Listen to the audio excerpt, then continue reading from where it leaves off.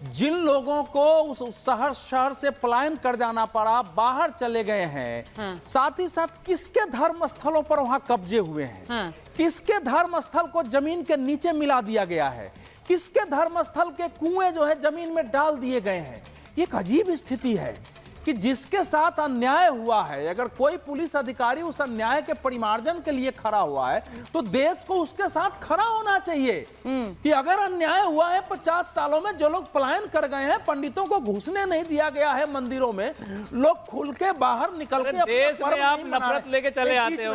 पूरे बयान को आप नहीं बोलोगे। मैंने अभी बयान काले रंग वाला बयान क्या है? आप मुझे बताओ, जो मंदिर आप कह रहे हैं कि जमीन के नीचे है, उस जमीन को बेचने वाला हिंदू है। सुनिए जो बिल्डर, मैं बीच में नहीं, वो हिंदू है। तू मैं आएंगे वो हिंदू है। अच्छा, आज तू बेच दिया, जब उन्होंने बेच दिया, मजबूर करेंगे, नहीं किसी को मजबूर करेंगे हम। अब मजबूर का परिभाषा आप बताओगे यहाँ, आपको ये जमीन पैसा लेके बेच रहा है, पड़ेगा, मजबूर हो गया। ऐसी स्थिति पैदा की मजबूरी है। और अगर आप किस मजबूरी में बयान दे रहे हैं? विचित्र है, आप किस मजबूरी में बयान दे रहे हैं? सुनिए, आप किस मजबूरी में बयान दे रहे हैं? नहीं, जमीन में मंदिरों पर कब्जे रहे, जमीन में पड़े रहे। अच्छा ठीक है, एक सेकंड, मैं जरा बयान चलाऊंगी। मैं अनुज चौधरी के पिताजी का बयान चलाना चाहती हूँ, जरा उसे सुनवाइए, वो क्या कह रहे हैं अपने बेटे की सुरक्षा को लेकर। मैं सिर्फ ये पूछना चाह रही हूँ कि जब होली मनाई जा रही है, हम कौन से त्योहारों में इस तरह की सुरक्षा देखते हैं? होली मनाने के लिए ऐसी सुरक्षा, अब जब मस्जिदें ढकी गई, उस पर भी बहुत सारे लोगों ने सवाल उठाया कि मस्जिदें क्यों ढकी जा रही है। अगर कोई विवाद होता है तो कौन आके जिम्मेदारी लेगा भाई? मैं एक बार जरा अनुज चौधरी के पिता का बयान चलाना चाहती हूँ, जरा चलाइए।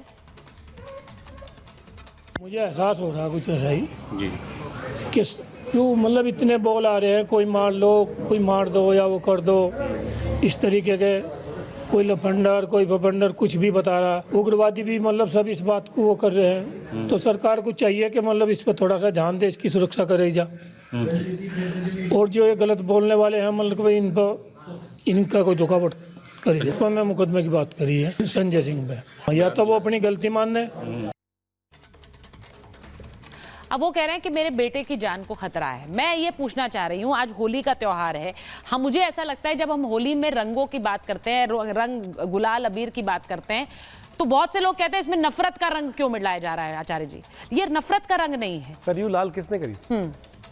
सरयू लाल किसने करी थी? आज समझें कि जो लोग सरयू लाल कर चुके हैं, जिनके ऊपर वो तिलक लगा हुआ है, कलंक का तिलक, कि जिन्होंने सिर के बीच में गोली मारी थी कार सेवकों पर, आज उनके रहते हुए स्थिति। और जब जो बोल रहे थे ना, बिल्कुल दीजिएगा, आप पर ही सवाल उठा जो बात अभी बोल रहे थे उनके पिताजी, अभी इन्हीं के पार्टी के नेता हैं, उन्होंने कहा कि जब हमारी सरकारें आएंगी तब हम बताएंगे क्या करना चाहिए। स्थिति में ऐसे में क्या होगा, उन घर वालों की हालत क्या होगी? सोचे कि क्या स्थिति में राजनेता जिन्होंने पहले किया है और आगे जाकर वही करने की धमकी दे रहे हैं, ये नेता है साहब? मैं तो कह रहा हूं गुंडों से बड़े बुरे हाल है इनके। इन्होंने जिस प्रकार से कार सेवकों पे गोली चलाई थी, क्या वो नेता कर सकते हैं? वो राजनेता कर सकते हैं? समाजवाद का मतलब होता है कि लाश कोने पे बैठा हुआ आदमी, अरे आप ही बोलना है भाई साहब, आप ही बोले हो, आप ही तो सब बोल चुके, आप ही सब कर चुके। जवाब भी दूंगा, कोई बात, जवाब भी लेंगे आपसे। जवाब आपने तो कर चुके जो करना था, गोली मार चुके भाई साहब। आपको बताऊं उस वक्त क्या हुआ था? शायद जी आपको पता होगा, आपने रिपोर्टिंग करी होगी कि लाशों को मिट्टी के बोरी में बांध के सरयू के नीचे बिठा दिया था।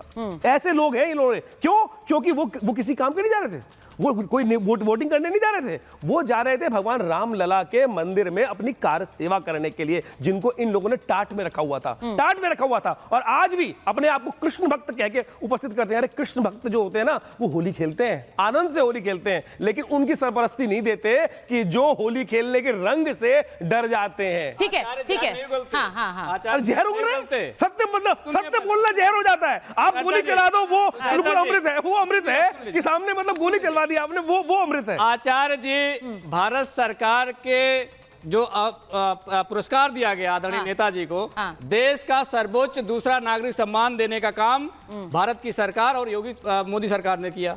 आप उस बात से सहमत नहीं है? क्यों सहमत हूं? बिल्कुल सहमत नहीं हूं। भारतीय मैं बिल्कुल सहमत नहीं हूं। मैं बिल्कुल सहमत नहीं हूं। मैं कह रहा हूं राजनीति कुछ नहीं है। मैं कह रहा हूं बिल्कुल पहले, वो तो कह रहे हैं जवाब जवाब ले रहे हैं। एक मिनट रुक जाइए, जवाब ले रहे हैं। देश का सर्वोच्च नागरिक सम्मान देने का काम भारतीय जनता पार्टी करती है, और दोगलेपन की राजनीति ऐसी कि कहे कार से ऊपर गोली चला आप जाइए, मैं तो कह रहा हूँ जो बीजेपी का सुन नुमाइंदा हूँ मेरी क्या? बात, मैं बीजेपी का कैंडिडेट हूँ मेरी बात सुन लो, मैं बोल रहा हूँ ना, मैं तो कह रहा हूँ विरोध कर रहा हूँ, सुन लो पहले, मैं तो कह रहा हूँ राजनीति सुन लो, के लिए सुन लो इस देश में जो हाल हुआ है, हो गया ना, आपने राजनीति के लिए क्या रात चाह रहे हो? करवा दिए। आपने अच्छा ठीक है, मैं आगे जाऊंगी, मैं आगे जाऊंगी, जल्दी से जवाब दीजिए, जवाब दूसरा, उस समय के जब प्रमुख सचिव रहे जिन्होंने आदेश दिया था, वो राम मंदिर ट्रस्ट के अध्यक्ष बनाए गए। मुलायम सिंह ने ये दिया था, अगलापन कहाँ से लाते हैं? मुलायम सिंह ने दिया था, और उसके बाद कहा था दोबारा गोली मारूंगा। आज उन्होंने कहा था भारतीय जनता पार्टी के गोली मारूंगा, जैसे मुंह के अंदर आज संविधान की धज्जियां उड़ा देते हैं। मुलायम सिंह जी ने कहा था दंगाई कि होगा, जितने आएंगे दंगाई उसको होगी। गोली मारूंगा, और आएंगे और आएंगे। ठीक है, अब एक सेकंड रुकिए। मैं होली के अंदर, अच्छा कुंभ के अंदर। एक मिनट धर्मेंद्र जी एक मिनट देखिए, मैं होली के त्योहार की बात कर रहा हूं, एक मिनट रुक जाइए, नहीं बोलोगे। रुक जाइए। अच्छा आचार्य जी मैं बार ये रंगों की ताली इसलिए उठा रही हूं क्योंकि हम त्योहार पर बात कर रहे हैं और ये हमारा देश है। हमारे देश में त्योहारों पर सौहार्द बनाए रखने की एक परंपरा रही है। मैं आज सिर्फ ये समझना चाह रही हूं कि क्यों गलती है, किसकी गलती है। एएमयू की तस्वीरें आई हैं, एएमयू में होली मनाई गई, वो बड़ी अच्छी तस्वीरें हैं और कहा गया कि इतने समय बाद एएमयू में होली मनाई गई। अवधेश जी, मैं तस्वीर एक और दिखाऊंगी क्योंकि जिस तरह से होली एएमयू में बैन है, एएमयू में होली मनाने की परंपरा नहीं रही, वैसे ही पश्चिम बंगाल में और तेलंगाना में, प्रेम कुमार जी जरा देखिएगा, ममता बनर्जी कह रही है कि होली मत मनाइए। वो जाहिर है वो एक खास जगह की बात कर रही है, वो कह रही है संरक्षित जगह है, यहाँ पर होली नहीं मनानी है, यहाँ पर रंगों से चीजें खराब हो जाएंगी। बीजेपी हिटबैक कर रही है कि ममता बनर्जी का ये एक माइंडसेट है, वो होली पर बैन लगा सकती हैं, वो क्या किसी और त्योहार पर बैन लगा सकती है ममता बनर्जी? सोनझुरी हाट में उन्होंने कहा होली मनाने पर बैन रहेगा। उन्होंने कहा रमजान को लेकर दीदी ने यह फैसला लिया क्योंकि रमजान है, इसीलिए वो कह रही है कि वहां पर होली मत मनाइए। तर्क क्या दे रहे हैं कि पौधों को नुकसान पहुंचेगा, ये बात कही जा रही है। सिर्फ ये नहीं है, तेलंगाना में कहा जा रहा है होली के समय आप बड़े झुंड में नहीं निकलेंगे, बाइक पर नहीं निकलेंगे। अरे भाई होली का त्योहार है, ये किस तरह की एक बंदिश है होली के त्योहार के लिए? और फिर आप कहते हैं कि होली मनाने को लेकर इस तरह के बयान क्यों दिए जा रहे हैं? प्रेम कुमार जी, ये सही है? देखिए सुचारिता जी, जो ममता बनर्जी, नाम ही भूल गए मेरा, ये तो होली का अवसर है, हम नाम ही भूल गए। आज लगता है ज्यादा लगा ली। दीदी और तेलंगाना वाले जो बयान आ रहे हैं उससे क्या इतने घबरा गए कि नाम ही भूल गए? हाँ नहीं, मुझे घबराहट किसी और चीज से किससे हो रही है? दुनिया में होली एक ऐसा त्योहार है, इकलौता त्योहार है, विशिष्टताओं के लिए तो जाना जाता है, लेकिन मैं जहां ध्यान दिलाना चाहता हूं, मैं थोड़ी क्षमा याचना के साथ ध्यान दिलाना चाहता हूं क्योंकि बहुत गंभीर बात है। हाँ। कि होली इकलौता ऐसा त्योहार है जिस दिन सबसे ज्यादा क्राइम होते हैं, सबसे ज्यादा हत्याएं होती हैं, बाकी दिनों की तुलना में सबसे ज्यादा बलात्कार होते हैं, सबसे ज्यादा छेड़खानी होती है। बदनाम करने की कोशिश नहीं लगती है।